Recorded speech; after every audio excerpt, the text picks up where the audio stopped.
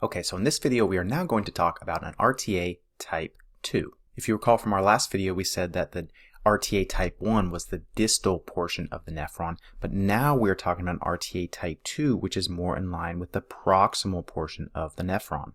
So these are renal tubular defects that we're going to see more in this green area that I'm highlighting now, as opposed to the yellow area of before. So let's walk through this step by step. The RTA type 2 is a proximal convoluted tubule dysfunction. So this is the first portion of the nephron after filtrate passes through Bowman's capsule. The primary defect here is a decreased reabsorption of bicarbonate.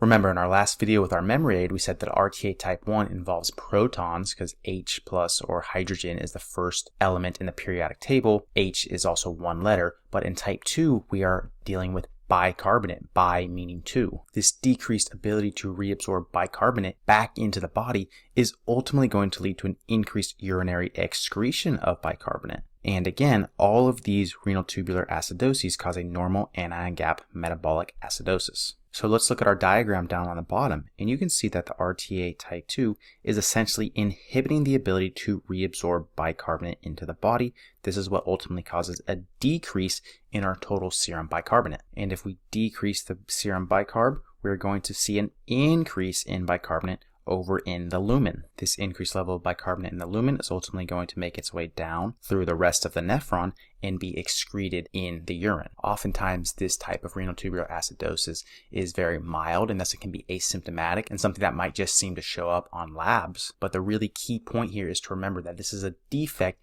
in reabsorbing bicarb, and then that explains why we have some of these additional findings as well. The first of which is a decrease in serum potassium levels, or hypokalemia. Why does that occur? Well, the reason is that on the basolateral membrane of the cell, this bicarbonate transporter is actually coupled with sodium reabsorption as well. And so it can make sense to us that if we decrease bicarbonate reabsorption, we're simultaneously decreasing some sodium reabsorption. This is not overall significant, but it does cause a little bit of a contraction alkalosis. That is to say, a defect in the ability to reabsorb bicarbonate leads to less reabsorption of sodium. Less reabsorption of sodium can decrease our overall volume status. And what happens when our body senses a low volume status? Well, if we have these things with decreased bicarb, decreased sodium, decreased volume, we are going to get activation of the RAS system. And remember, this ultimately leads to increased release of aldosterone, which acts to increase our sodium at the expense of secreting more of our potassium and our hydrogen protons. This secretion of our potassium is one of the main reasons why we actually get hypokalemia in this type of renal tubular acidosis. It's a downstream effect of our inability to reabsorb bicarbonate. And I'll highlight that here, that the RAS system leads to an increased reabsorption of our sodium at the expense of our hydrogen and potassium ions. So then, if we think about the urine pH here, what do you think the urine pH is going to be like if we have an increased amount of bicarbonate in the urine, in the tubules, because our defect in this type of RTA, and our type 2 RTA, is that we can't reabsorb it? Well, higher levels of bicarb in the urine is typically going to lead to an elevated pH, right? Our bicarbonate we said is our base, and our hydrogen protons are our acid. So what do we think is going to happen to our urine pH with this defect in our bicarbonate? Well, this one's actually kind of tricky in that early on we can get a pH that is greater than 5.5 if the bicarbonate is above the reabsorption threshold. However, remember, we have to think about the nephron in its entirety, not just a subsection of the nephron. So although we have a defect in reabsorbing our bicarbonate proximally, distal portions of the nephron are going to continue to secrete acid into the urine, which overall can lead to an acidic presentation, or a pH that's less than 5.5 as well. This can also occur when the total amount of bicarbonate is below the reabsorption threshold in the kidneys. So while this is a little bit challenging in that it kind of depends on the specific scenario, the key one that I want you to know is that typically we expect a pH to be less than 5.5, and this is the reason that we do not see kidney stones in this type of RTA, which is in contrast to the type 1 RTA, which we previously discussed, in which we would see kidney stones. Why could you see them in type 1, but you don't see them in type 2?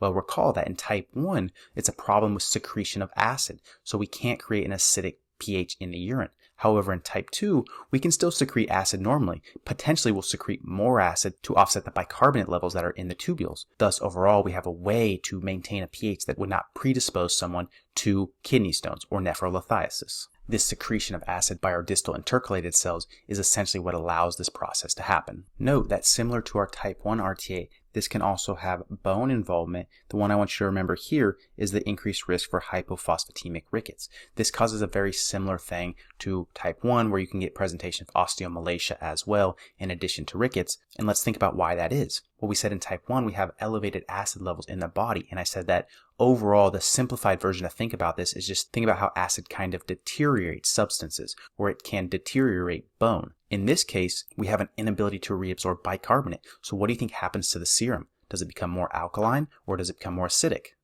That's right, it's also more acidic, but it's for a different reason. But because the overall serum is changed and we have a metabolic acidosis overall, this is detrimental to the bone. This can cause calcium reabsorption, and we know that positively charged calcium can then bind to negatively charged phosphate, ultimately leading to hypophosphatemic rickets. There are several common causes that they ask you to be familiar with as well for type 2 RTA. Some of them include Fanconi syndrome. This should make sense, right? Because we've talked about previously that Fanconi syndrome is a generalized defect in the proximal convoluted tubule. It's an inability to reabsorb substances that we typically would want, like what?